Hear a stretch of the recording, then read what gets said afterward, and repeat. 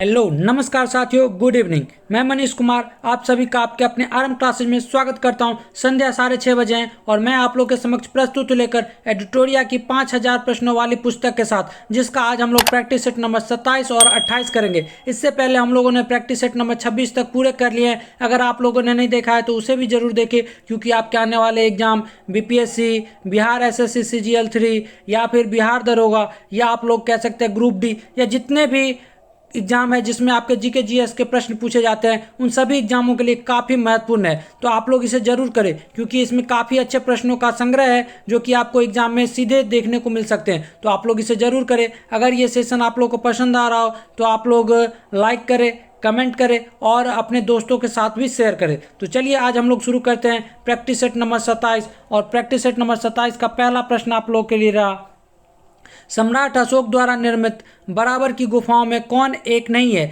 तो बराबर की गुफाओं में कौन एक नहीं है आप लोग को बताना है, और इसका सही उत्तर हो जाएगा आपका ऑप्शन बी जो हो जाएगा, सही उत्तर हो जाएगा नागार्जुनी जो है बराबर की गुफाओं में नहीं है। बाकी सुदामा गुफा, कर्ण चौपर और विश्व झोपड़ा जो है वो बराबर की गुफाओं में है। ठीक है, अब हम लोग देखते हैं अगला प्रश्न 2 नंबर। निम्नलिखित में से किस जैन तीर्थंकर के अनुयायी निग्रत कहलाते थे। तो किस जैन तीर्थंकर के अनुयायी जो है वो निग्रत कहलाते थे। तो इसका सही उत्तर हो जाएगा आपका ऑप्शन सी, पार्श्वनाथ के अनुयायी जो हैं वो निग्रत कहलाते थे। अब हम लोग देखते हैं अगला प्रश्न 3 नंबर। भारत की सबसे बड़ी तटीय झील कौन सी है। तो भारत की सबसे बड़ी तटीय झील के बारे में आप लोग को बताना है और इसका सही उत्तर कीजिए। और 3 का सही उत्तर हो जाएगा आपका ऑप्शन बी, चिल्का झील जो है भारत की सबसे बड़ी तटीय झील है। अब हम लोग देखते हैं अगला प्रश्न 4 नंबर। भारतीय उपमहाद्वीप में सम्मिलित देशों की कुल संख्या कितनी है। तो भारतीय उपमहाद्वीप में कितनी देश सम्मिलित हैं। तो इसका सही उत्तर क्या होगा। तो 4 का सही उत्तर हो जाएगा आपका ऑप्शन बी, कुल 5 देश जो है भारतीय उपमहाद्वीप में है। अब हम लोग देखते हैं अगले प्रश्न 5 नंबर। धौलाधर एवं मसूरी हिमालय के किस श्रेणी के अंतर्गत आते हैं। तो धौलाधर एवं मसूरी हिमालय के किस श्रेणी के अंतर्गत आते हैं। तो धौलाधर और मसूरी जो है वो आपके ऑप्शन सी हो जाएगा, लघु हिमालय के अंतर्गत आते हैं। ठीक है, अब हम लोग देखते हैं अगला प्रश्न 6 नंबर। निम्नलिखित में से किस द्वीप को अग्नि द्वीप के नाम से भी जाना जाता है। तो किस द्वीप को अग्नि द्वीप के नाम से जाना जाता है। तो 6 का सही उत्तर करें और 6 का सही उत्तर हो जाएगा आपका ऑप्शन बी, आइसलैंड द्वीप को अग्नि द्वीप के नाम से भी जानते हैं। ठीक है, अब हम लोग देखते हैं 7 नंबर। मुंबई हाई में ओएनजी के द्वारा तेल उत्पादन की शुरुआत पहली बार कब की गई थी। तो इसका आप लोग उत्तर करें और 7 का सही उत्तर हो जाएगा आपका ऑप्शन बी, 1974 में ये शुरुआत किया गया था तेल उत्पादन का। अब हम लोग चलते हैं अगले प्रश्न, और अगला प्रश्न है 8 नंबर। किस मिट्टी में कैपिलरी की क्रिया सबसे अधिक प्रभावशाली होती है। तो किस मिट्टी में कैपिलरी की क्रिया सबसे अधिक प्रभावशाली होती है। तो 8 का सही उत्तर हो जाएगा आपका ऑप्शन बी, बलुई मिट्टी में। ठीक है, अब हम लोग देखते हैं अगला प्रश्न 9 नंबर। भारत में अंतरिक्ष कार्यक्रम की शुरुआत किस वर्ष की गई थी। तो अंतरिक्ष कार्यक्रम की शुरुआत भारत में किस वर्ष की गई थी। तो 9 का सही उत्तर क्या होगा। तो 9 का सही उत्तर हो जाएगा आपका ऑप्शन बी, 1962 में भारत में अंतरिक्ष कार्यक्रम की शुरुआत की गई थी। अब हम लोग देखते हैं अगले प्रश्न 60। अगला प्रश्न हमारा है 10 नंबर। इंटरनेट पर उपलब्ध होने वाला पहला समाचार पत्र कौन सा है। तो इंटरनेट पर उपलब्ध होने वाला पहला समाचार पत्र कौन सा है। तो 10 का सही उत्तर हो जाएगा आपका ऑप्शन ए, द हिंदू। अब हम लोग देखते हैं अगला प्रश्न 11 नंबर, और 11 नंबर का उत्तर करें आप लोग। वन महोत्सव की शुरुआत किसने की थी। तो वन महोत्सव की शुरुआत किनके द्वारा किया गया था। तो इसका सही उत्तर हो जाएगा आपका ऑप्शन सी, के.एम. मुंशी के द्वारा वन महोत्सव की शुरुआत की गई थी। अब हम लोग देखते हैं अगला प्रश्न 12 नंबर, और 12 नंबर का आप लोग सही उत्तर करें। विश्व की सर्वाधिक समस्यात्मक जलीय घास फूस है। तो कौन सी है सबसे समस्यात्मक जलीय घास फूस। तो इसका सही उत्तर हो जाएगा आपका ऑप्शन नंबर सी जो हो जाएगा, सही उत्तर हो जाएगा आइकॉर्निया जो है वो आप लोग कह सकते हैं विश्व की सबसे समस्यात्मक जलीय घास फूस है। अब हम लोग देखते हैं अगला प्रश्न 13 नंबर। इनमें से कौन सा निवेश बाजार से संबंधित नहीं है। तो कौन सा निवेश बाजार से संबंधित नहीं है। तो 13 का सही उत्तर हो जाएगा आपका ऑप्शन डी, पूंजी देनदारी प्रबंधन जो है वो ये निवेश जो है बाजार से संबंधित नहीं है। अब हम लोग देखते हैं अगला प्रश्न 14 नंबर। जीएसटी परिषद के अध्यक्ष निम्न में से कौन होते हैं। तो जीएसटी परिषद के अध्यक्ष कौन होते हैं। तो 14 का सही उत्तर हो जाएगा आपका ऑप्शन डी, वित्त मंत्री होते हैं जीएसटी परिषद के अध्यक्ष। अब हम लोग देखते हैं 15 नंबर। निम्न में से कौन प्रत्यक्ष कर का उदाहरण नहीं है? तो कौन प्रत्यक्ष कर का उदाहरण नहीं है आप लोग को बताना है, और इसका सीधा उत्तर क्या हो जाएगा? तो आप लोग का इसका उत्तर हो जाएगा आपका ऑप्शन ए, बिक्री कर जो है वो प्रत्यक्ष कर का उदाहरण नहीं है। अब हम लोग देखते हैं अगला प्रश्न 16 नंबर, और 16 नंबर प्रश्न का आप लोग उत्तर करें। निम्नलिखित क्या है?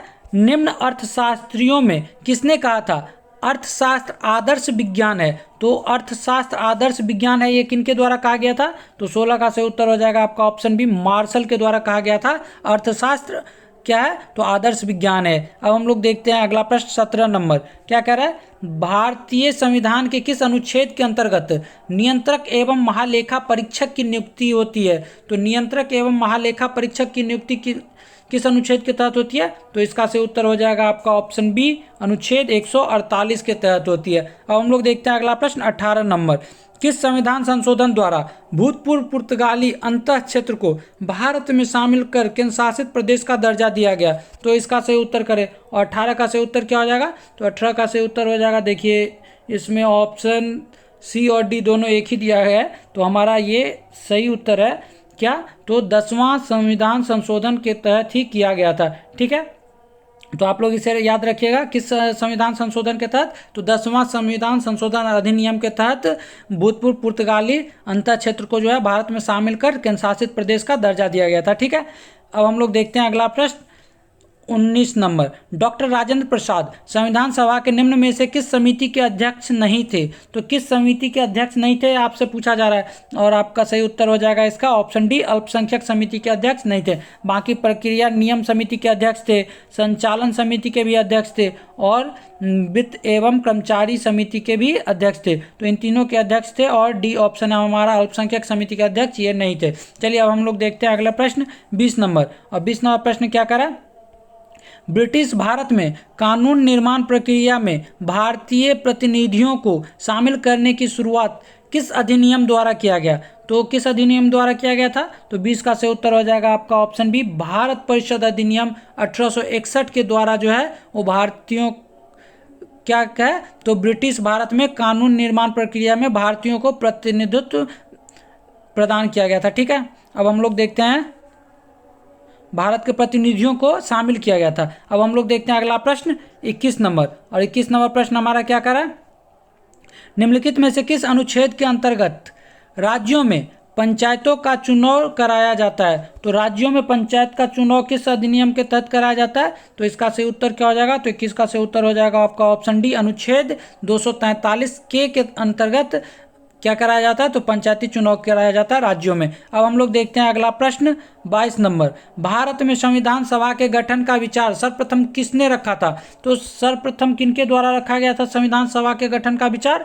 तो इसका सही उत्तर हो जाएगा आपका option number A, M.N.. Roy के द्वारा भारत में संविधान सभा के गठन का सर्वप्रथम विचार रखा गया था। ठीक है, अब हम लोग देखते हैं अगला प्रश्न, और अगला प्रश्न है हमारा 23 नंबर, अवशिष्ट शक्तियों का केंद्र में निहित होने का सिद्धांत भारतीय संविधान में किस देश से लिया गया है? तो ये किस देश से लिया गया अवशिष्ट शक्तियों का केंद्र में निहित होना? तो इसका सही उत्तर हो जाएगा आपका ऑप्शन कौन सा? तो ऑप्शन सी, तो इसका ऑप्शन डी सही उत्तर हो जाएगा, कनाडा। तो ये कनाडा से लिया गया अवशिष्ट शक्तियों का केंद्र में निहित होना। ठीक है, अब हम लोग देखते हैं अगला प्रश्न, और अगला प्रश्न है हमारा 24 नंबर, चंद्रगुप्त के शत्रुओं के विरुद्ध चाणक्य ने जो चालें चली उनकी विस्तृत कथा निम्न में से किसमें मिलती है? तो आप लोग को बताना है कि चंद्रगुप्त की कथाओं जो है वो चाणक्य के द्वारा जो चालें चली गई थी वो किसमें है? तो इसका सही उत्तर हो जाएगा आपका ऑप्शन डी, मुद्रा राक्षस में आपको ये कथाएं मिलेगी। ठीक है, अब हम लोग बढ़ते हैं अगले प्रश्न की तरफ, और अगला प्रश्न है हमारा 25 नंबर, हड़प्पा लिपि में बड़े आकार के 10 चिन्हों वाला एक शिलालेख कहाँ से प्राप्त हुआ है? तो 10 चिन्हों वाला शिलालेख जो हड़प्पा लिपि का है वो कहाँ से मिला है? तो इसका सही उत्तर हो जाएगा आपका ऑप्शन बी, धौलावीरा से। ठीक है, अब हम लोग बढ़ते हैं अगले प्रश्न, और अगला प्रश्न है हमारा 26 नंबर, समुद्रगुप्त के प्रयाग प्रशस्ति वाले स्तंभ पर निम्नलिखित में से किसका लेख मिलता है? तो प्रयाग प्रशस्ति जो समुद्रगुप्त के समय का है वो उस पर किसका लेख मिलता है? तो इसका सही उत्तर क्या हो जाएगा? तो 26 का सही उत्तर हो जाएगा आपका ऑप्शन बी, जहांगीर का लेख मिलता है। ठीक है, अब हम लोग देखते हैं अगला प्रश्न 27 नंबर। और 27 नंबर प्रश्न क्या कर रहा है, खजुराहो मंदिर का संबंध निम्नलिखित में से किस धर्म से है। तो खजुराहो मंदिर का संबंध किस धर्म से है, तो इसका सही उत्तर हो जाएगा आपका ऑप्शन डी, बौद्ध धर्म और हिंदू धर्म। चलिए अब हम लोग देखते हैं अगले प्रश्न, और अगला प्रश्न है हमारा 28 नंबर। द्वितीय संगम का आयोजन निम्नलिखित में से कहाँ किया गया। तो द्वितीय संगम का आयोजन कहाँ किया गया था, आप लोग इसका उत्तर करें। और इसका उत्तर 28 का क्या हो जाएगा, तो 28 का सही उत्तर हो जाएगा आपका ऑप्शन बी, कपाटपूरम में द्वितीय संगम का आयोजन किया गया था। ठीक है, अब हम लोग देखते हैं अगला प्रश्न 29 नंबर। गुरुमुखी शीर्षक से पारसी कविताएं लिखने वाला सुल्तान कौन था। तो गुरुमुखी शीर्षक से कौन सुल्तान जो है वो कविताएं लिखते थे, तो 29 का से उत्तर हो जाएगा आपका ऑप्शन ए, सिकंदर लोदी। ठीक है, अब हम लोग बढ़ते हैं अगले प्रश्न 30 नंबर। निम्न में से किसने अंग्रेजी स्वर्ण मुद्रा को भारत की कानूनी मुद्रा घोषित किया था। तो अंग्रेजी स्वर्ण मुद्रा को भारत की कानूनी मुद्रा किनके द्वारा घोषित किया गया था, तो 30 का से उत्तर हो जाएगा आपका ऑप्शन डी, लॉर्ड कर्जन के द्वारा किया गया था। ठीक है, अब हम लोग देखते हैं अगला प्रश्न 31 नंबर। और 31 नंबर क्या कह रहा है, व्यापार संबंधी बौद्धिक संपत्ति अधिकारों के निम्न विषय हैं। तो बौद्धिक संपत्ति अधिकार के कौन कौन से विषय आपको बताना है, व्यापार मार्ग का, औद्योगिक परिरूप, भौगोलिक संकेत और श्रमिक मानक। तो इसका सही उत्तर क्या हो जाएगा, तो 31 का आपका देखिए व्यापार मार्ग का भी है, और आप लोग कह सकते हैं औद्योगिक प्रारूप भी है, और इसका भौगोलिक संकेत भी है। तो ये तीनों हो जाएगा 1 2 3, ये सी ऑप्शन सही हो जाएगा 31 का। ठीक है, अब हम लोग बढ़ते हैं अगले प्रश्न, और अगला प्रश्न है हमारा सूची 1 को सूची 2 से सुमेलित करना है। ठीक है, तो आप लोग इसका उत्तर कीजिए। तो क्या क्या दिया गया, सूची 1 में दिया गया आंदोलन और विद्रोह, और सूची 2 में दिया गया प्रभावित क्षेत्र। तो कौन से आंदोलन आप लोग को बताना है कि कहाँ पे हुआ था। तो देखिए, तो इसका सही उत्तर क्या होगा, तो देखिए एक ए में दिया गया फकीर विद्रोह। तो फकीर विद्रोह कहाँ हुआ था, तो फकीर विद्रोह जो हुआ था वो बंगाल में हुआ था। ठीक है, उसके बाद आप लोग को कूका विद्रोह, तो कूका विद्रोह कहाँ हुआ था, तो कूका विद्रोह जो हुआ था वो पंजाब में हुआ था, तो 3 नंबर। ठीक है, और मोपला, तो मोपला कहाँ हुआ था, तो मोपला केरल में हुआ था, 2 नंबर। और खांसी विद्रोह तो असम, तो 4 नंबर। तो हमारा उत्तर क्या बन रहा है, 1 3 2 4। तो देखिए 1 3 2 4 हमारा ऑप्शन सी इसका सही उत्तर है। ठीक है, अब हम लोग बढ़ते हैं अगले प्रश्न, और अगला प्रश्न है हमारा 33 नंबर। वीमेंस इंडिया एसोसिएशन के संस्थापक कौन थे। तो आप लोग को बताना है कि इसके संस्थापक कौन थे। तो इसका सही उत्तर क्या हो जाएगा, तो 33 का सही उत्तर हो जाएगा आपका ऑप्शन बी जो हो जाएगा, ये सही उत्तर हो जाएगा, लेडी सदाशिव अय्यर जो थे वीमेंस इंडिया एसोसिएशन के संस्थापक थे। ठीक है, अब हम लोग देखते हैं अगला प्रश्न, प्रश्न 34। निम्नलिखित में से कौन सा एल्यूमिनियम का अयस्क है। तो इसमें आपको बताना है कि एल्युमिनियम का अयस्क कौन सा है, और एल्युमिनियम का अयस्क कौन है, तो इसका सही उत्तर हो जाएगा आपका ऑप्शन ए, कोरंडम जो है वो एल्युमिनियम का अयस्क है। ठीक है, अब हम लोग देखते हैं अगला प्रश्न 35 नंबर। पुराने तैल चित्रों के रंगों का फिर से उभारने के लिए किसका प्रयोग किया जाता है। तो पुराने तैल चित्रों का रंग उभारने के लिए किसका प्रयोग किया जाता है, तो 35 का सही उत्तर क्या होगा, तो 35 का सही उत्तर हो जाएगा आपका ऑप्शन बी जो हो जाएगा हाइड्रोजन पर ऑक्साइड। ठीक है, अब हम लोग देखते हैं अगला प्रश्न 36 नंबर। आवर्त सारणी में किस ब्लॉक के सभी तत्व धातुएं हैं। तो किस आवर्त सारणी में कौन से ब्लॉक के सभी तत्व जो हैं वो धातु है, तो इसका सही उत्तर क्या हो जाएगा, तो 36 का सही उत्तर हो जाएगा आपका ऑप्शन डी, एफ ब्लॉक के सभी तत्व जो हैं वो धातु हैं। अब हम लोग देखते हैं अगला प्रश्न 37। निम्नलिखित में से किस रूप में विदेशी मुद्रा का प्रवाह भारतीय संदर्भ में अधिक उड़नशील कहा गया है, उड़नशील कहा जाता है। तो अधिक उड़नशील आप लोग किसको कहते हैं, क्या कह रहा है क्वेश्चन, कि किस रूप में विदेशी मुद्रा प्रवाह को भारतीय संदर्भ में अधिक उड़नशील कहा जा सकता है। तो इसका सही उत्तर क्या हो जाएगा, तो 37 का सही उत्तर हो जाएगा आपका ऑप्शन डी, बी और सी, यानी अनिवासी भारतीय जमाएं और विदेशी पोर्टफोलियो निवेश, ये दोनों जो हैं वो क्या है, तो अधिक उड़नशील है। अब हम लोग देखते हैं अगला प्रश्न 38 नंबर। क्या कह रहा है, एक लेंस में 2.0 डी की शक्ति है। डी का मतलब है डायोप्टर। और लेंस की किस्म या प्रकृति और इसकी फोकस लंबाई होगी। तो कौन सा लेंस होगा और कितना फोकस लंबाई होगा, तो आप लोग इसका उत्तर कीजिए। और इसका सही उत्तर क्या हो जाएगा, तो 38 का सही उत्तर हो जाएगा आपका ऑप्शन ए, उत्तल लेंस होगा।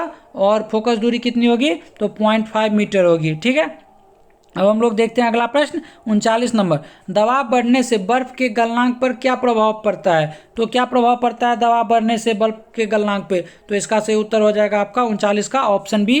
क्या होता है, तो घटता है। ठीक है, अब हम लोग बढ़ते हैं अगले प्रश्न की तरफ। और अगला प्रश्न है हमारा 40 नंबर। और 40 नंबर प्रश्न का आप लोग उत्तर करें। पायरोमीटर का प्रयोग निम्नलिखित में से किसके मापन में किया जाता है। तो पायरोमीटर का प्रयोग किसके मापन के लिए किया जाता है, तो 40 का सही उत्तर हो जाएगा क्या, तो 40 का सही उत्तर हो जाएगा आपका ऑप्शन सी। उच्च दाब के मापन के लिए पायरोमीटर का उपयोग हम लोग करते हैं, उच्च तापमान के माप के लिए। ठीक है, अब हम लोग देखते हैं अगला प्रश्न 41 नंबर प्रश्न करा है, उत्पादक कीमत सूचकांक मापता है। तो उत्पादक कीमत सूचकांक क्या मापता है, तो इसका सही उत्तर कीजिए। और 41 का सही उत्तर हो जाएगा आपका ऑप्शन ए, उत्पादित वस्तुओं और सेवाओं की कीमत के औसत परिवर्तन को हम लोग क्या कह सकते हैं, तो उत्पादक कीमत सूचकांक कह सकते हैं। ठीक है, अब हम लोग देखते हैं अगला प्रश्न 42 नंबर। और 42 नंबर प्रश्न कह रहा है, नाभिक के अलावा कोशिका के किस कोशिकांग में डीएनए होता है। तो नाभिक के अलावा कोशिका के किस कोशिकांग में जो है डीएनए होता है, तो 42 का सही उत्तर हो जाएगा आपका ऑप्शन ए, माइटोकॉन्ड्रिया। ठीक है, तो माइटोकॉन्ड्रिया में जो होता है वो डीएनए होता है। अब हम लोग चलते हैं अगले प्रश्न 43 पे। लाल रक्त कोशिकाओं की औसत आयु कितनी होती है। तो लाल रक्त कोशिकाओं की औसत आयु कितनी होती है, तो इसका सही उत्तर हो जाएगा आपका ऑप्शन सी, 120 दिन। अब हम लोग देखते हैं अगला प्रश्न 44 नंबर। निम्नलिखित में कौन एक लिंगी है। तो एक लिंगी 44 में बताना है आपको कौन सा है। और 44 का सही उत्तर क्या होगा, तो ऑप्शन डी, एस्केरिस जो है वो एक लिंगी है। अब हम लोग देखते हैं अगला प्रश्न 45 नंबर। और 45 नंबर का आप लोग उत्तर कीजिए। और इसमें क्या करा है, सूची 1 को सूची 2 से सुमेलित करना है। और सूची 1 में क्या दिया गया है, तो देखिए लाइपेज। तो इसका लाइपेज का किससे मिलेगा, तो लाइपेज का आप लोग कह सकते हैं वसा विघटन एंजाइम है। ठीक है, तो इसका 3 हो जाएगा। उसके बाद क्या दिया गया है, तो एमाइलेज। तो एमाइलेज का क्या होगा, तो एमाइलेज का हो जाएगा कार्बोहाइड्रेट का पाचन करता है एमाइलेज। ठीक है, उसके बाद आप लोग का क्या है, तो इरेप्सिन। तो इरेप्सिन का क्या होगा, तो पॉलीपेप्टाइड को अमीनो अम्ल में बदलता है इरेप्सिन, तो 4 नंबर। और ट्रिप्सिन क्या करता है, तो प्रोटीन का पाचन करता है ट्रिप्सिन, तो 1 नंबर। तो हमारा सही उत्तर क्या बन रहा है, तो बन रहा है 3 2 4 1। तो 3 2 4 1 देखिए किस में है, तो ऑप्शन ये बी हमारा सही उत्तर हो जाएगा इसका। ठीक है, अब हम लोग देखते हैं अगला प्रश्न 46। निम्नलिखित में से कौन सा कार्य शरीर में हेमोग्लोबिन का है। तो शरीर में हेमोग्लोबिन का क्या कार्य है, तो इसका कार्य हो जाता है आपका, इसका सही उत्तर हो जाएगा ऑप्शन सी, ऑक्सीजन का परिवहन करना जो है हेमोग्लोबिन का कार्य है। अब हम लोग देखते हैं अगला प्रश्न 47 नंबर। संयुक्त राष्ट्र खाद्य एवं कृषि संगठन FAO का मुख्यालय कहाँ है। तो 47 का आप लोग उत्तर करें। और 47 का सही उत्तर क्या हो जाएगा, तो ऑप्शन बी इसका सही उत्तर हो जाएगा रोम। क्या है, तो संयुक्त राष्ट्र खाद्य एवं कृषि संगठन FAO का मुख्यालय कहाँ है, तो रोम में है। और रोम कहाँ है, तो इटली में। चलिए अब हम लोग देखते हैं अगला प्रश्न 48 नंबर।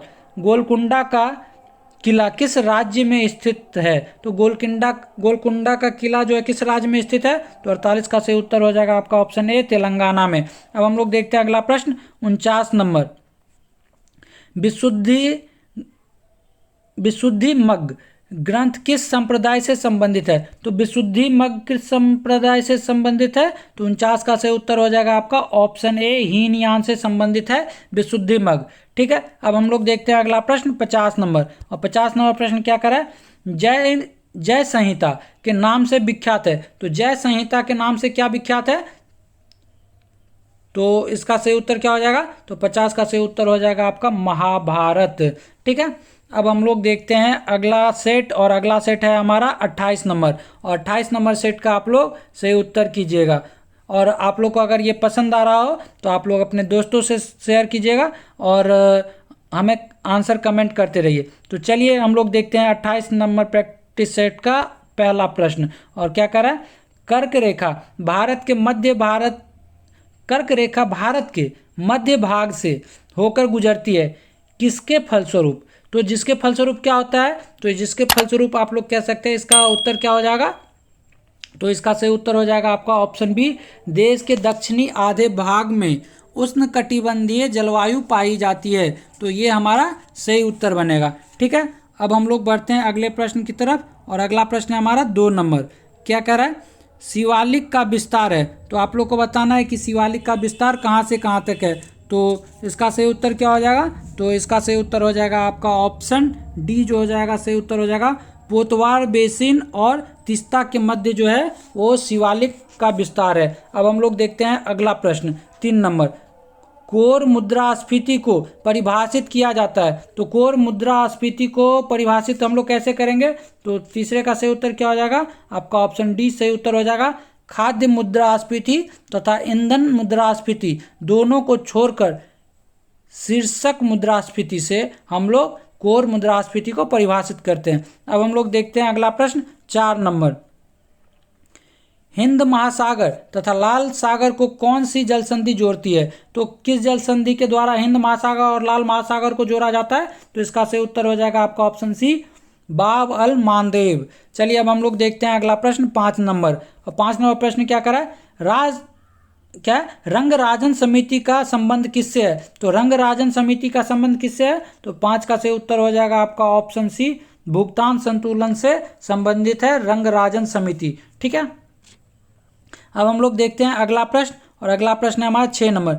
किसी व्यक्ति के वास्तविक जीवन स्तर का आकलन किसके द्वारा किया जाता है, तो किसी व्यक्ति के वास्तविक जीवन स्तर का आकलन किसके द्वारा किया जाता है, तो 6 का सही उत्तर हो जाएगा आपका ऑप्शन सी, प्रति व्यक्ति आय के द्वारा किया जाता है। ठीक है, अब हम लोग देखते हैं अगला प्रश्न, और अगला प्रश्न है हमारा 7 नंबर। और 7 नंबर प्रश्न क्या कर रहा है, किसी भी अर्थव्यवस्था में पूंजी निर्माण किस पर निर्भर करता है, तो पूंजी निर्माण किस पे निर्भर करता है, तो आप लोग 7 का उत्तर करें, और 7 का सही उत्तर हो जाएगा आपका ऑप्शन ए, कुल बचत पर निर्भर करता है पूंजी निर्माण। अब हम लोग देखते हैं अगला प्रश्न 8 नंबर।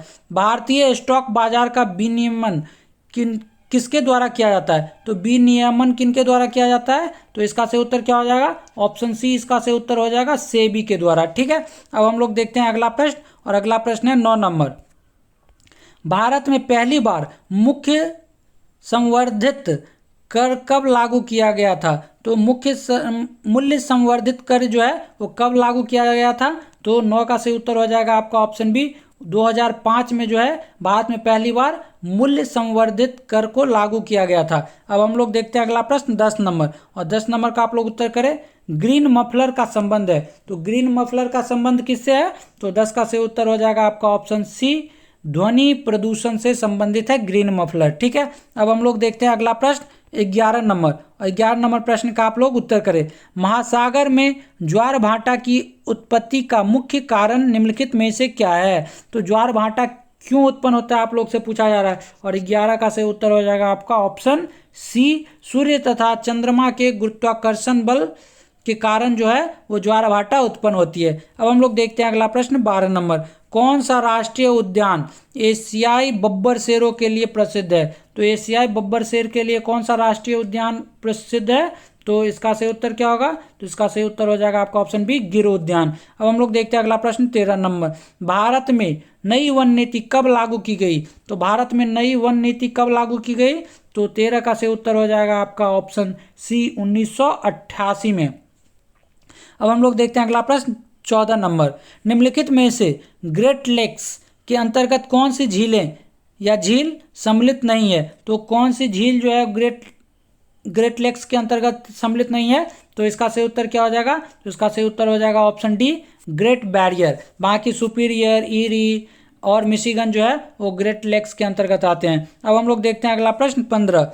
किसी राज्य में राष्ट्रपति शासन की घोषणा को मंजूरी देने वाला प्रस्ताव संसद के दोनों सदनों द्वारा निम्न में से किस बहुमत द्वारा पारित किया जाता है, तो आप लोग को उत्तर करने की इसे पारित जो है वो किस तरह से किया जाता है, तो 15 का सही उत्तर हो जाएगा आपका ऑप्शन ए सही उत्तर हो जाएगा। साधारण बहुमत से ही पारित कर दिया जाता है। ठीक है, अब हम लोग देखते हैं अगला प्रश्न, और अगला प्रश्न है हमारा 16 नंबर, और 16 नंबर प्रश्न का आप लोग उत्तर कीजिए। सर्वोच्च न्यायालय की स्थापना के संबंध में निम्नलिखित में से कौन सा या से कथन सही है? तो आप लोग इसका 16 का सही उत्तर कीजिए। और देखिए स्टेटमेंट एक क्या करा है, कलकत्ता में सर्वोच्च न्यायालय की स्थापना 1773 के रेगुलेटिंग एक्ट के द्वारा की गई थी, तो ये बात तो सही है। लेमेस्टर इस न्यायालय के प्रमुख न्यायाधीश थे, तो ये गलत है, क्योंकि कौन थे? तो सर एलिजा हिम्पे थे। तो इसका सही उत्तर हमारा क्या बन रहा है? केवल एक, ऑप्शन ए हमारा सही उत्तर हो जाएगा। ठीक है, अब हम लोग बढ़ते हैं अगले प्रश्न की तरफ, और अगला प्रश्न है 17 नंबर। किस संविधान संशोधन द्वारा राज्य लोक सेवा आयोग के सदस्यों की आयु सीमा 60 वर्ष से बढ़ाकर 62 वर्ष कर दिया गया?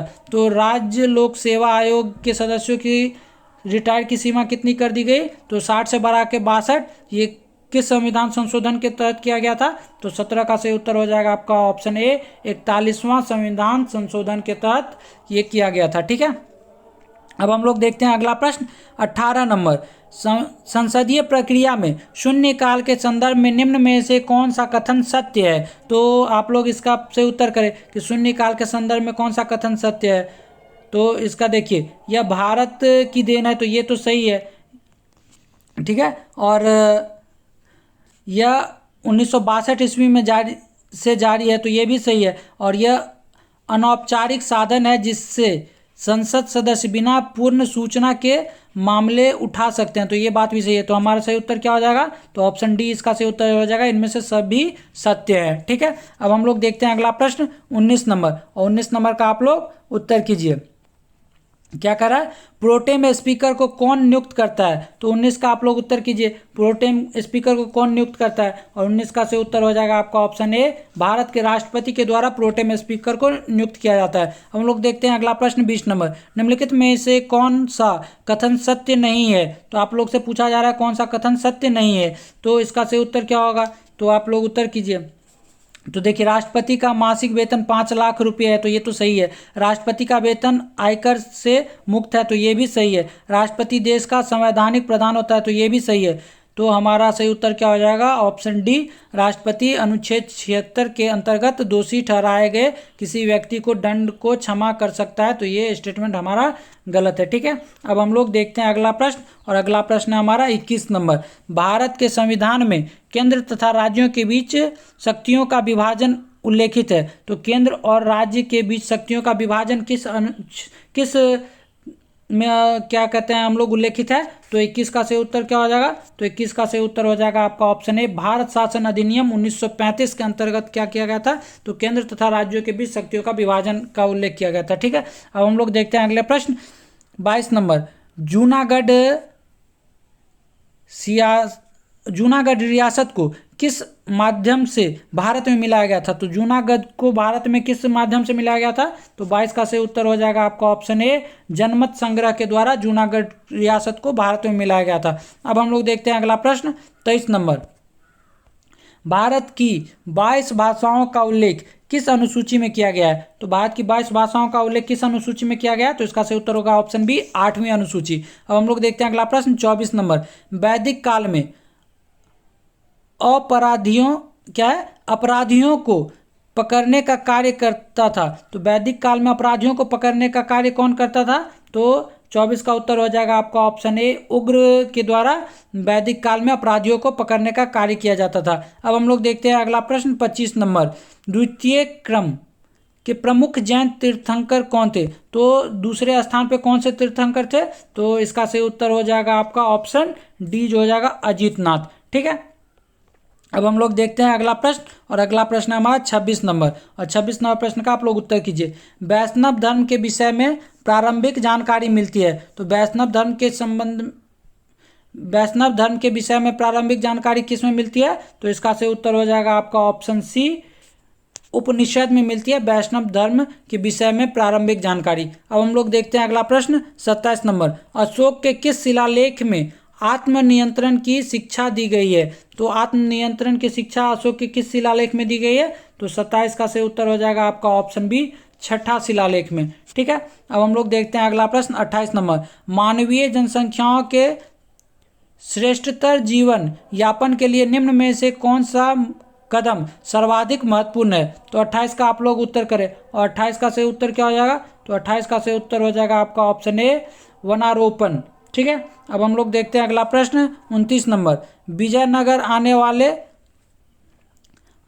प्रमुख विदेशी यात्री अब्दुल रज़ाक किस देश का निवासी था? तो अब्दुल रज़ाक किस देश के निवासी थे?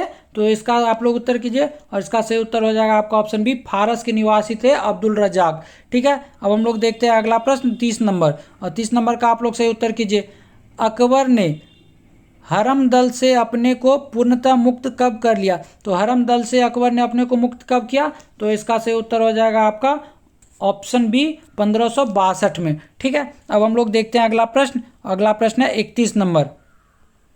प्रथम कर्नाटक युद्ध किस संधि के साथ समाप्त हुआ? तो प्रथम कर्नाटक युद्ध जो है किस संधि के साथ समाप्त हुआ? तो इसका सही उत्तर होगा ऑप्शन ए, एला सापल की संधि से प्रथम कर्नाटक युद्ध समाप्त हुआ। अब हम लोग देखते हैं अगला प्रश्न 32 नंबर। प्रथम आंग्ल बर्मा युद्ध निम्न में से किसके समय में लड़ा गया? तो प्रथम आंग्ल बर्मा युद्ध किसके समय में लड़ा गया? तो इसका सही उत्तर क्या होगा? तो 32 का सही उत्तर हो जाएगा आपका ऑप्शन ए, लॉर्ड एमहर्स्ट के द्वारा। ठीक है, अब हम लोग देखते हैं अगले प्रश्न 33 नंबर, और 33 नंबर प्रश्न क्या करा? निम्नलिखित में से किस इतिहासकार ने 1857 ईस्वी के विद्रोह को बर्बरता तथा सभ्यता के बीच युद्ध कहा? तो बर्बरता तथा सभ्यता के बीच युद्ध, ये स्टेटमेंट किनके द्वारा दिया गया था? तो 33 का सही उत्तर हो जाएगा आपका ऑप्शन सी, टी.आर. होम्स के द्वारा 1857 की क्रांति को क्या कहा गया था? तो बर्बरता तथा सभ्यता के बीच का युद्ध। अब हम लोग देखते हैं अगला प्रश्न 34 नंबर। सुभाष चंद्र बोस को सर्वप्रथम नेताजी किसने कहा था? तो सुभाष चंद्र बोस को सर्वप्रथम नेताजी किसके द्वारा कहा गया था? तो ऑप्शन बी इसका सही उत्तर हो जाएगा, एडोल्फ हिटलर के द्वारा कहा गया था। ठीक है, अब हम लोग बढ़ते हैं अगले प्रश्न 35 पे, और 35 नंबर प्रश्न का आप लोग उत्तर कीजिएगा। निम्नलिखित में से कौन सा कथन सत्य है? तो कौन सा कथन सत्य है आप लोग को बताना है, और 35 का सही उत्तर क्या होगा? तो देखिए, भारत के राजनीतिक गतिरोध दूर करने हेतु क्रिप्स आयोग, तो ये सही है। भारतीयों को सत्ता हस्तांतरित करने पर विचार हेतु कैबिनेट आयोग, तो ये भी सही है। और शिक्षा के विषय हेतु सार्जेंट आयोग, तो ये भी सही है। तो हमारा उत्तर क्या हो जाएगा? ऑप्शन डी, इनमें से सभी कथन सत्य है। ठीक है, चलिए अब हम लोग बढ़ते हैं अगले प्रश्न 36 पे। सूची 1 को सूची 2 से सुमेलित कीजिए। ठीक है, तो इसका आप लोग उत्तर कीजिए। क्या है ए में? पुष्पों का अध्ययन। तो पुष्पों का अध्ययन क्या कहलाता है? तो पुष्पों का अध्ययन आप लोग को कहलाता है एंथोलॉजी। एंथोलॉजी तो एक में है। बी में है पलाड़ी पदार्थों, क्या है? पलाड़ी पादपों का अध्ययन। तो पलाड़ी पादपों का अध्ययन क्या कहलाता है? तो एग्रोनॉमी कहलाता है। तो 2 में ही इसका मिल जाएगा। पादप जीवाश्मों का अध्ययन क्या कहलाता है? तो पादप जीवाश्मों का अध्ययन जो है कहलाता है पॉलियोवांटी, तो वॉटनी, पॉलियोवॉटनी क्या कहलाता है? तो ये हमारा 3 में है। और डी में है कवकों का अध्ययन, तो ये तो आप लोग जानते ही होंगे, ये क्या कहलाता है? माइकोलॉजी। ठीक है, तो हमारा 1 2 3 4 ही मिल रहा है। तो 1 2 3 4 देखिए, ऑप्शन ए हमारा सही उत्तर है। ठीक है, अब हम लोग बढ़ते हैं अगले प्रश्न, और अगला प्रश्न है हमारा 37 नंबर। R.H. हुइटकर द्वारा जीवों की कितने वर्गों में वर्गीकृत किया गया? तो जीवों को कितने वर्गों में R.H. हुइटकर के द्वारा वर्गीकृत किया गया? तो 37 का सही उत्तर हो जाएगा आपका ऑप्शन सी, 5 वर्गों में वर्गीकृत किया गया। अब हम लोग देखते हैं अगला प्रश्न 38 नंबर। बर्फ पर उगने वाले शैवाल को क्या कहा जाता है? तो बर्फ पे उगने वाले शैवाल को क्या कहते हैं? तो क्रिप्टोफाइट्स कहते हैं। ठीक है, अब हम लोग देखते हैं अगला प्रश्न 39 नंबर। सरसों के बीज के